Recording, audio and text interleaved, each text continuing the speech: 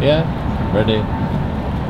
Okay, I don't know if we should make some introductions. I'm Andrew. I'm one of the occupiers in Prague, Occupy Czech, Occupy Prague, Occupy Klarov, and we are here with a friend from across the sea, from Canada, from Montreal, if I'm right. First, if you can introduce yourself and say a little bit about you, what you do and how did you get to the Occupy? I'm an artist, fashion designer, writer, and I saved up a really long time to get a plane ticket here, and it's a global Euro rail pass, and it's just fate has brought me to all these different occupies, and I decided to do an art thing for it, and as I go along I'm adding to my costume. Like this I got in Seattle, this I got in Berlin, buttons along the way. I trade buttons, you know. I get people to write different messages, like in different languages, but mostly this is English. Justice is a godly issue. Flowers, not war. I wrote that. Lives, open books. Lives like open books. Honesty. Whatever. Some of these things. Then I like, you know, some people silk screen things on, you know, like this is, you know, the Fox, yeah. This I got in Los Angeles. Somebody spray painted. This was at the Occupy there near City Hall. This is recycled. This is a CD I got in Seattle and I wrote on it. This I got in from a friend in Poland. You know, as I go along, I'm just adding and making more outfits, and it takes a long time, you know, because it's like an art piece, you know. This I got in Seattle. And is there an end to it? Like, will you stop once you're weighing 200 pounds from all the scraps you're carrying? Well, I've got a couple other costumes in my bag, and I have a jewelry piece I made. So you're switching the dresses instead of adding to one. Yeah, well, you know, yeah, I have a lot of different ones that I'm adding and that I don't want to wear yet because it's not, I don't feel it's right, it looks right. So I'm waiting till the time is when it's complete, and then I can put it on. And as we talked in person before, you were talking about different arts and you're doing as well besides the dresses. Yeah, I'm a writer, and I'm writing about my journey through all the occupies in the United States. I've been to 10 in Canada and the United States, and I've been to a couple here in Holland, Groningen, Berlin, and here, and I'm continuing on.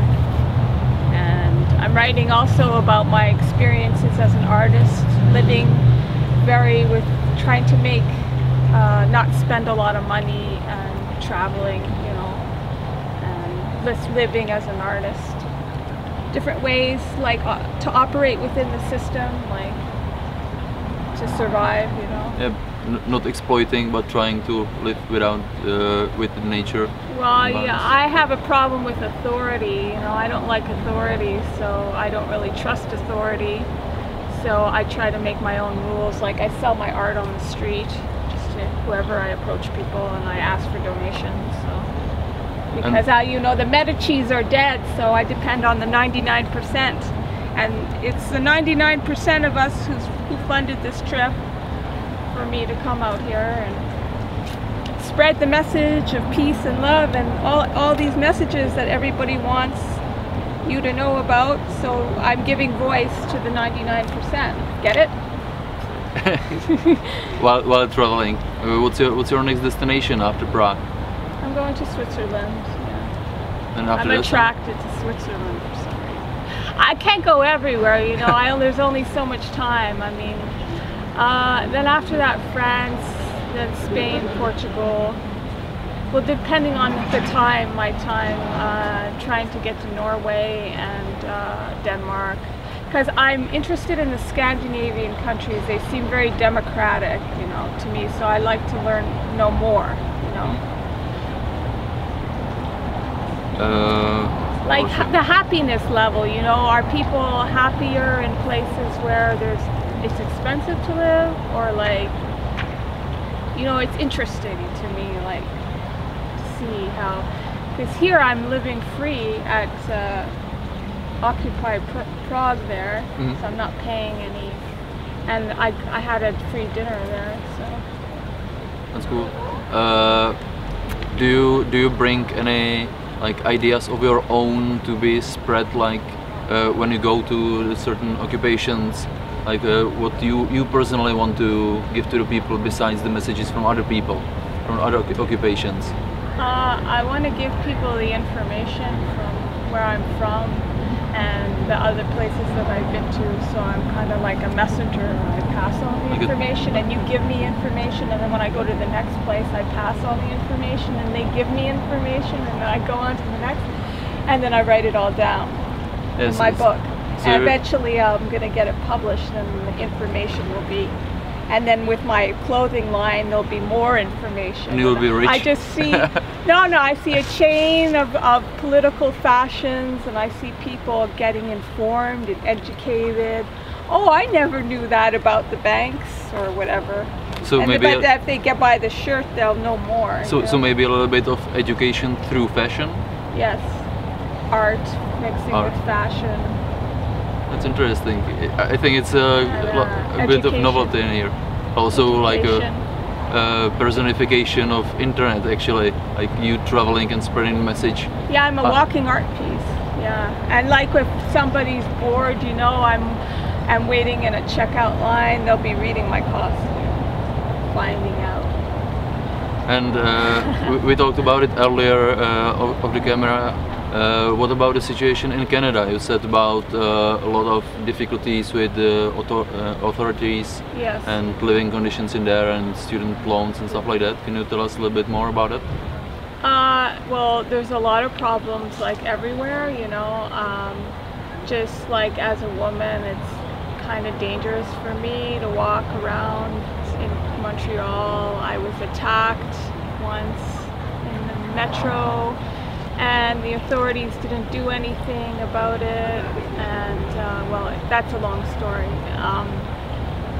And just the metro police, how heavy they've become, because they need money to build a new metro system because it's old, so they're getting really like, they're handing out fines for people if you're caught without a bus pass. You get $250 fine. And I've seen racial profiling in the metro, where the metro police stop people who have dark skin and ask for their just IDs. Based on their... I've seen it, yeah, oh yeah, based on the color of their skin. Yeah, I always see dark skinned people being stopped. And then the protests, like when there's protests for for example, the World Bank or whatever, all these world leaders, they meet together, GA meeting or whatever, or like students protesting, like the patriarchal police come out in their riot gear with their batons and their sprays, and I've seen it, you know. I've seen it in Montreal, like a whole riot police with their shields. They're standing where all the world leaders were meeting, and they were standing in a row like that, and you couldn't get past them. They were trying to block more protesters from going in. So there's this like there's this attack on freedom of speech. Like even if you're peacefully protesting, they go out, right?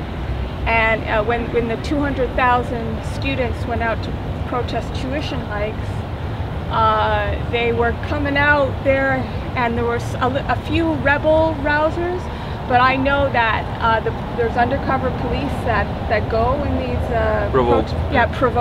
provocateurs, and they were arresting innocent bystanders, hitting them, fining, giving them fines, and they weren't even part of the protest.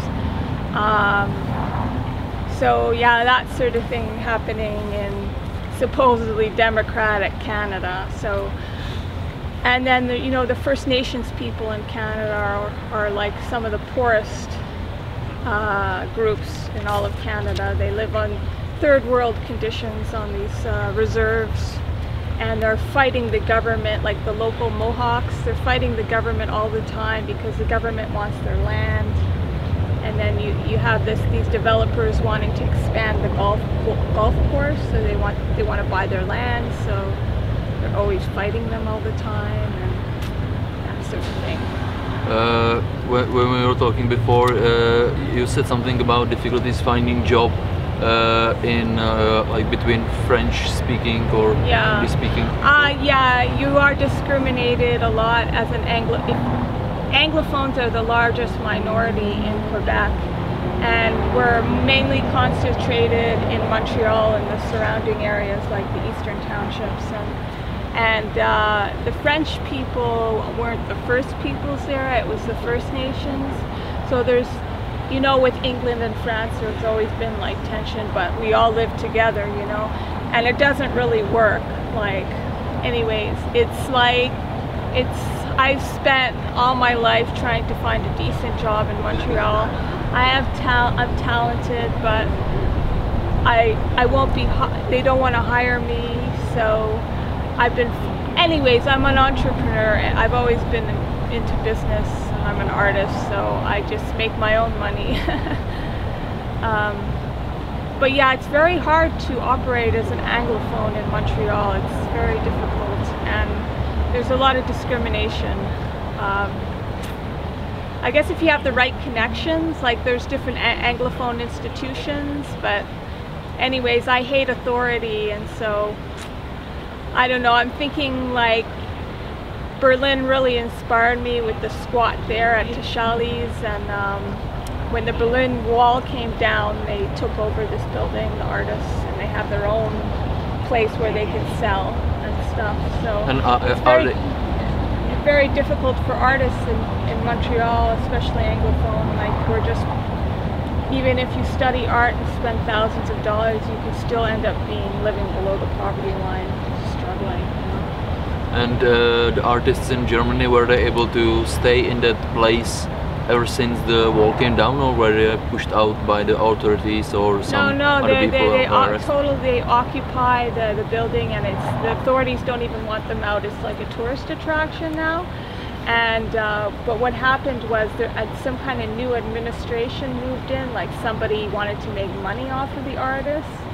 So they've been starting to, like the ones who came in first aren't paying rent, but they're charging the other artists rent. So like a new so they're making money off. It's part of the slave system, the slave system. So the administration which came to the city is charging them, or the people who are staying? The city got in, or some kind of administration. Like one person told me one artist got in somehow and decided to make all these rules about paying rent and everything. And I mean, the whole place is a little run down, and there's problems with the plumbing, it seems, and it's kind of grungy. I mean, where's all the money going? It's going into this person's pocket, So there's like this inequality. There's capitalism, that's capitalism for you. Just when things are free. Like in Montreal, we had the tam-tam, drummers and everything, and it was free in the beginning at the mountain. And then the city was like, oh wow, and it was becoming a tourist attraction. So the city was, oh wow, look at this. So the city moved in and became very controlling, and they were like, oh, well, you have to get a special permit if you want to sell your art at the tam-tam. And it's like once a week, right? So now you have to call the city and get permission so you can get a space, and there's like a long lineup, and you can never reach them, and the phone is always fucking busy, and it's like, and you're not allowed, and you have to be on some kind of list. This kind of bullshit, that we artists have to put up with. So yeah, I think the city just ruins it. They're just always moving. I think it's a little bit similar in Prague as well, but Yeah, it would be better to get the scope of some artist like they're dealing with. Also, one other thing that interested me was that what was happening in Canada with the student protests, Yes. with the tuitions and stuff like that. There was a complete media blackout in here because no media was talking about it at all. It's like it never seen the light of the day. Do you have similar experience with the media, like not talking at all about some stuff happening in other countries or in Canada? Yeah, well, like the media said that all the occupies were shut down and that London was the last one, when that's not true. I found out that wasn't true, but I found out myself, because I always like to go to the source and talk to the source rather than hear from the media. And it just disturbs me and scares me when I talk to these people and they're like, oh, they're just a bunch of communists. And I go, well, have you talked to them? Have you gone and see it? And they're like, oh, well, we saw in the news, you know, I've heard it, blah, blah, blah. So, yeah, I mean, like, personally, I think the students should just, like, squat and occupy a building and start their own school. With their own administration, because the thing is the government's starting to back down and kind of lowering tuition now, because it was a big fight. I mean, there were fights in the streets and everything, and arrests. How many people? About 200,000 across Quebec were on the streets.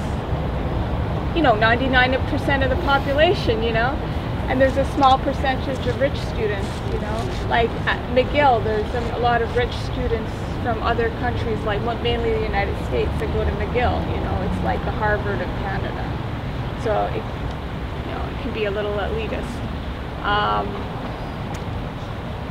And is the situation in Canada similar to ours, where since we changed from having something like communism in here, or dictatorship, and it changed to quota democracy and capitalism. Nowadays, the students are a lot of them are leaning to the right, whereas the older people are leaning to the left on the political spectrum. And what do you mean to the left? It's like the students, instead of being more progressive, they are more conservative, and the older people are being more liberal and progressive. It's turned on the head, because in other countries it's exactly the opposite, and in here it's the other way around. Is it something like that in Canada as well? Young people are open and progressive. Because in here it's not the case. Really? Because really? Oh, okay. Well, I mean, yeah. I mean, the young people are pretty open and progressive, and then there's some young people who are conservative. And then there's some older people who are conservative, and there's some older people that are progressive in Quebec, Canada. It's probably similar to that in here as well. Like, people are different, but traditionally post Velvet Revolution, the young people, the students in here, have been most of them have been voting like conservatives and more to the right. Oh. So it's different in Canada. Well, there's different kinds of people. You know, there's all kinds of different political parties. There's a section of the French population that are separatists and want to separate from the rest of Canada, but that's never going to happen. And then it's becoming more French, so it's not legal to put your kid in English school now.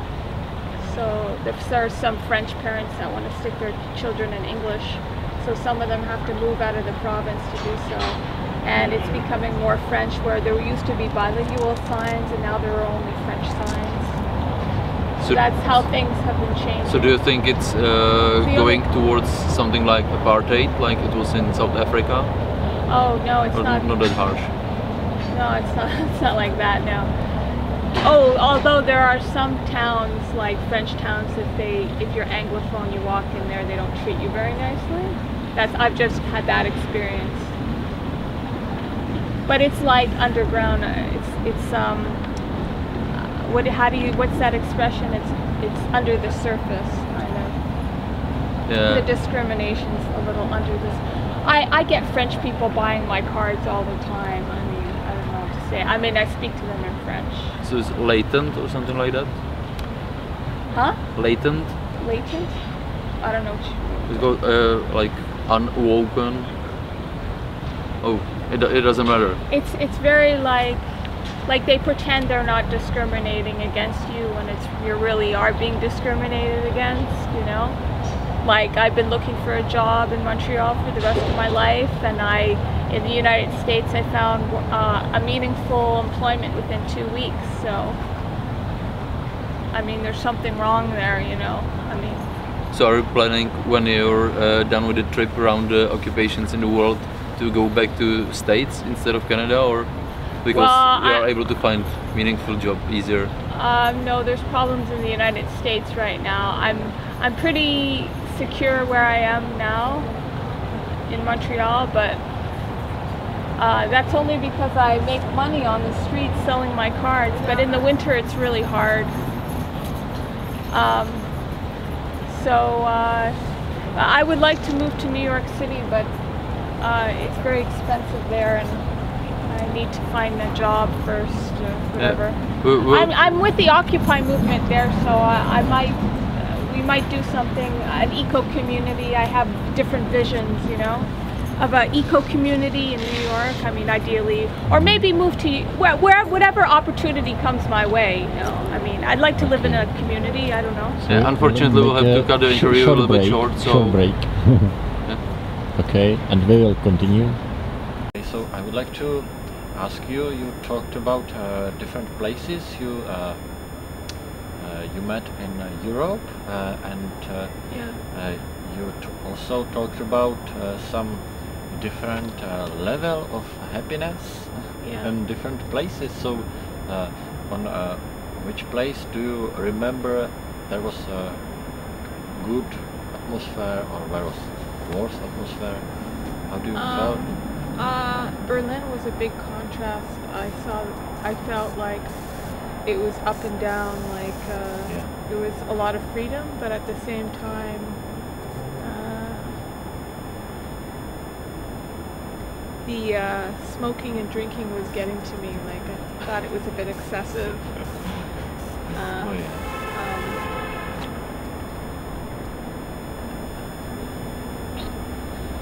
Paris was nice, but I felt like a tourist there almost. So I wasn't really connected to any Occupy. Yeah, so it was difficult to connect with people in Paris. Yeah, well, I love Paris, but I like Paris, but I felt there was some kind of blockage. I don't know. Okay. It's hard for me to explain. Like, I felt like a tourist, you know, like some places you go, like, because you know, when you're paying money all the time, you feel like, you know what I mean? Yes. Like, I feel like I'm staying here. I feel like more of a traveler or a community member than a tourist. Have you been in Spain? Not yet. In Italy or Greece? I was in Italy years ago. Yeah. Wow. So there was in Italy some camp year ago? No, years ago. I didn't see any camp. Okay, are you Occupy? Well, I was at Occupy Groningen and Occupy Berlin, and this is the third Occupy in Europe I've been to. Ah, okay. Yeah, I asked for this Occupy camps, yeah. But I need to tell you that I find it kind of ironic.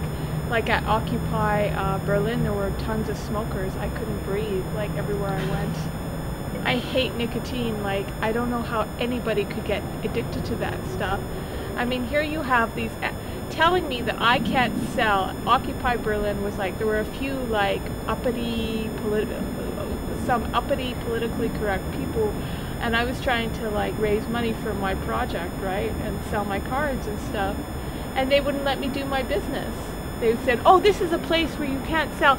And then meanwhile, they're smoking their nicotine cigarettes, you know, that they're buying from these evil nicotine corporations would put all these addictive stuff. They're so lazy, they're not even making the effort to buy organic, natural tobacco that they can roll themselves. You know what I'm saying? So this Yeah. is, there's the hypocrisy in the movement that I see a lot, you know? So, and you know, maybe we found in our place, in our camp, that there's here moves similar energy which was in squats, yeah, and in Prague happened that I think now all of the squats, yeah, were cleaned by the city authorities. Really? In a few last years, yeah, and I think now here in Prague there is no squat, yeah. They were doing that in Canada too. Mm-hmm. They were arresting people in Vancouver for doing that. Yeah, but here are not people much arrested, yeah, but the places where, oh, yeah, we are tired. That's true. Yeah. Well, a couple years ago, I saw a TV newscast where they were actually arresting squatters in Vancouver. Yeah. It was happening here, but just for a short time. Yeah, there was no big fines. Are the like rents that. here high here? The rents, Rent? like to rent a place to live, like to live. Everything is expensive. Yeah.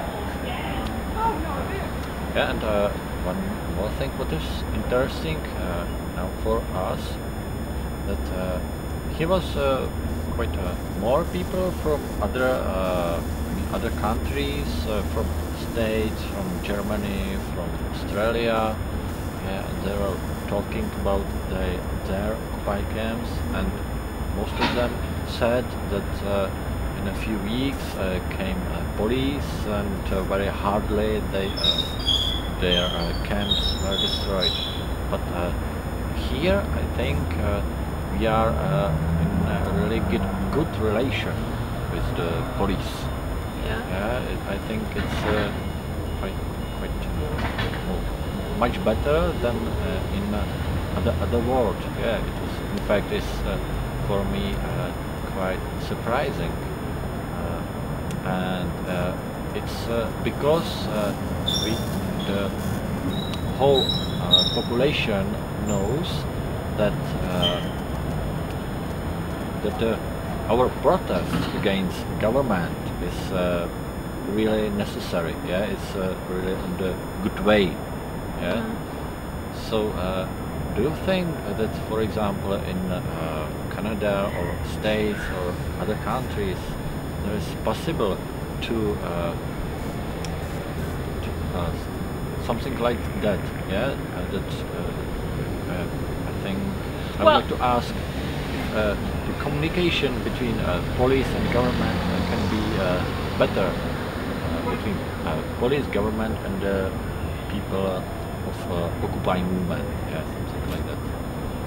Well, my observations during the October, November, December trip of mine throughout the United States was that in Los Angeles, the cops were very friendly, almost too friendly, and they were just pretending, because eventually they knew that they were going to move in and close the camp. So they were just like letting them. Pretending. And they'd go by in their their cop car beeping and and support and going giving you a and some of the naive occupiers were like, oh, the police are so nice, they're on our side, and I could just see right through it, And then like in New York, they were kind of like, if you talk to them, they would be like, give you like a blank stare, and they were more heavy, like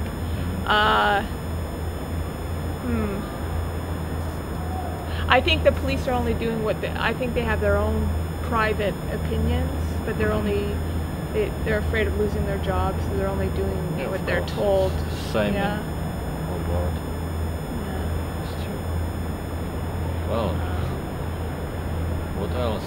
I mean, in Montreal, they were all putting down the camps at the same time, and the government and the police, they were in contact with Homeland Security or something, Canadian, and it was done Canadian style. So they went in and everything was very quiet and organized, and you must leave, you have 10 minutes, and some people, they changed themselves to the tree, they wouldn't leave, and the police went in like this, like on the, you know, on the back of the net like that. And in the States, they just came in and with their batons, and then they were hurting them. They were a little bit rougher. So in Canada, it was Canadian style, very organized, civilized, but brutal. You know what I mean? Same kind of. So it seems that's where. I mean, the Occupy in Montreal was not a nice Occupy like that. It was in the financial district. It was very not a lot of trees, you know. Right near the metro. Something like that said people from Melbourne. Yeah, that they were between the skyscrapers. Skyscrapers. Yeah. Yeah. It seems it's very. It's necessary to stay with the contact with the major population. To talk to them and necessary to. I think so. To stay in some level which can be effective. Yeah. So, do you mean that the whole Occupy movement can have some effect, real? Because the it'll come to the the only way people are really going to change is if there's some disaster and they lose all their money or something. You know that. And then they're going to turn to the Occupy movement when they have nothing. They're comfortable now. A lot of people are still comfortable, and they're maybe living off a credit, or I don't know. Yeah, we have very similar situation. I mean, as soon as I don't make any money, I just go out there and make some more money. Like, that's how I am. It's great. But I never have enough money for everything. Like, it takes me away from my art. That's the frustrating part of what I do. Yeah, that's the point. And the thing is, that's the problem. Like every time I've done my art, I've fallen between the cracks and I've ended up in bad places. So, you know, in a way, the Occupy movement is kind of a place where, you know, I could go for community or for like if I have nowhere else to go. But it's not everywhere, so. I mean, there's couch surfing too, so there's like networks of. For us, it's quite difficult to say that we are the 99% because it's just a few of us here. So most people don't understand us, but of course we trying to just to formulate, just to say what the major population feels. Yeah, and what can be good for the major population. Well, I mean, I approach people all the time, so I know that a lot of people are like, oh God, not the Occupy again. And this one woman was like, I don't really support what you do. That sort of thing. So there's a lot of people who don't support it, like that I've met. Don't understand. Yeah. Or don't want to understand. Okay. I think we can finish. Or make fun of you. Finish for today and tonight, because you seem very tired and I was not really prepared for this interview, but thank you very much. Okay. I hope you will stay here for more days if you would like. Well, my dream is to just like be settled, you know, like have my studio, just be able to do my art and just, you know, take care of my future kids, eat healthy food and grow food and I don't know, just lead a normal life and be able to do my traveling, you know, because I love to travel. I like meeting new people, I like connecting, you know, like, and spreading the message, you know, through fashion. And it works. Does it? Of course. Well, a lot of people What's take my that? picture, and then when they take the picture, then they can read all the messages. Plus Occupy, then it's associated with Occupy. Yes, then they understand a little bit. I guess it's education, educating people. Okay. Although some people, this one woman said, you have to stick to one issue, you know. Why don't you join the Peace Corps, some American woman, or something like that. Oh yeah. That are kind of annoying people I meet sometimes. I'm a lot older than you are, so I know, like, then ageism comes into it, you know. Okay, that's all for now. And thank you. Bye. Bye. Bye-bye.